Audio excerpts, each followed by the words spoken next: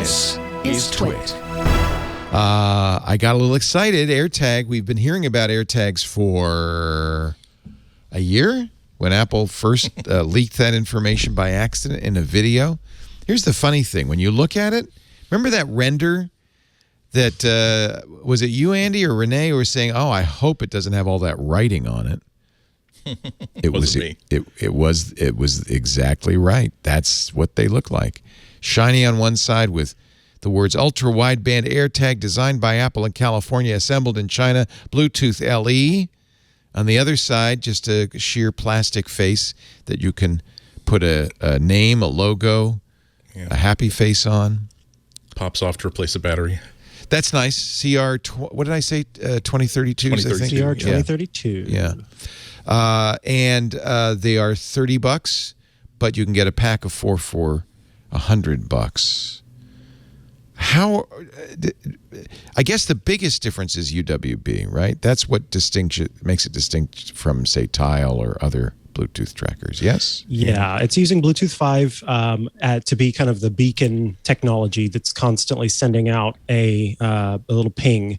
And I think what really makes this magical is what Oprah said a long time ago: a billion phones in people's pockets, y'all. Right. The Find My network is vast.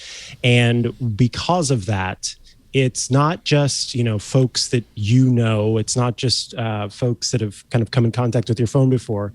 It's anybody that's within the Find My network who can be a potential point of communication with that tracker, meaning that if you leave it somewhere, you will be able to find it. So that Bluetooth signal is getting sent out, and that's how devices can kind of pick up on it. But then with you doing it yourself with your own tracker, once you get within the range of the device, that's whenever the UWB kicks in and lets you see on your phone an arrow that kind of is warmer, and will point you to where you need to go to find the device. And I like what Apple has done from the privacy aspect, which on top of the stuff that we'd seen up to this point, one thing that they mentioned in the keynote that I was not aware of was they're very sound focused, meaning that your little thing is going to be making noise as you're trying to find it.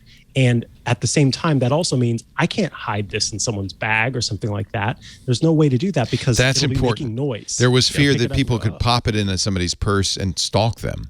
But that can't happen because you'll hear a beeping coming from your AirTag. Yeah, the messaging is pretty clear too. I just popped onto Tile's own site, and I'm clicking around, and I don't see anything to assure people that here's how your Tile can't be weaponized against you. Whereas right in the press release, Apple's going point by point by point. Excuse me, I'm already saying it wrong. If one of our devices is separated from its owner for an extended period of time, whether or not the person activates it, it will start chirping, so you will be able to find it.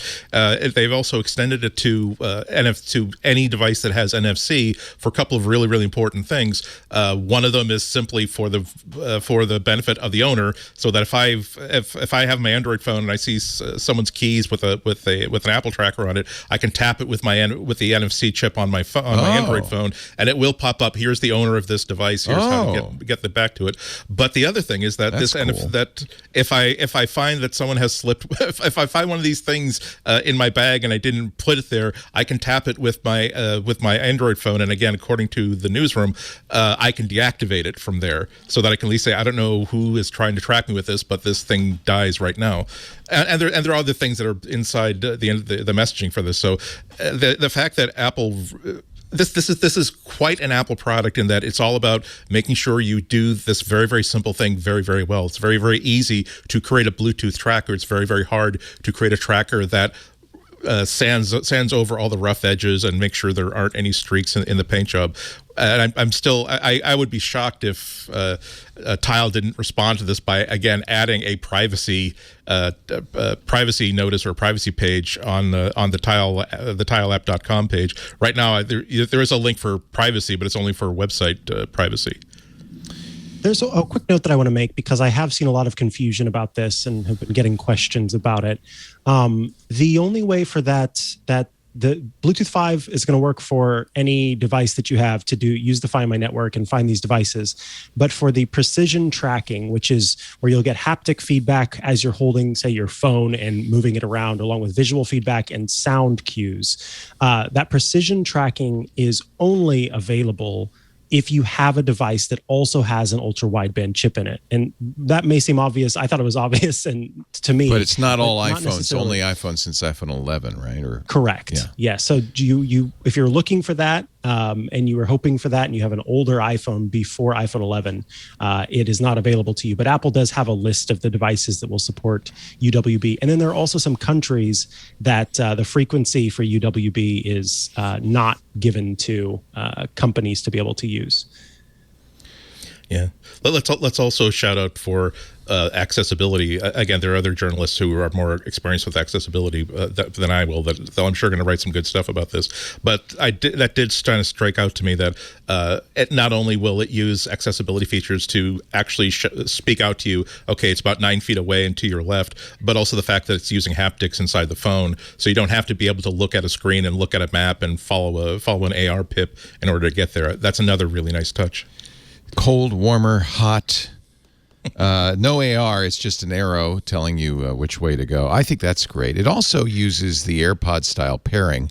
That was always something that was a pain in the butt for me with the tracker, was getting that thing paired to your Bluetooth was always tricky. So with an iPhone, this will work well at a price. These are not only are they, well, actually the price is not bad. I think that's roughly what the other guys charge.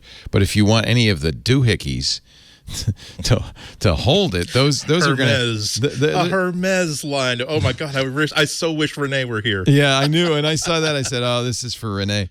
The little, even the Apple key tags are $50, but the Hermes tags, if you want the luggage tag, $449. Yeah. AirTag not included. I mean, for some people, this is important. Yeah. This is important for them to. And I think Apple realizes that, as with phone cases, there will be plenty of people who will make you give you a bag of like 10 silicone rubber AirTag holders for $5 on Amazon. They're the store that will give you like the really, really nice one, or the round up. Oh well, gee, if I'm already spending $30, why don't I round that up to $50? Yeah, there's no reason nice you'd tag. have to buy the Apple holder, the key holder. I like it that they've not patented the circle yet. I like it. Yeah, right. I like it. They put little icons on there. That's kind of fun, kind of handy. Tile has been really complaining about this. Of course, the CEO of Tile testified to Congress that this was an antitrust issue, and you can see why they're terrified.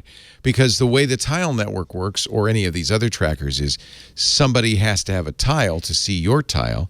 But as you point out, with a billion iPhones out there, there's a lot larger chance that there'll be, and you don't have to have the UWB to see the tracker. That's Bluetooth LE. That's every iPhone will see that. So that means you'll get pinged that your thing is somewhere by a much larger potential audience. It's going to be a huge network.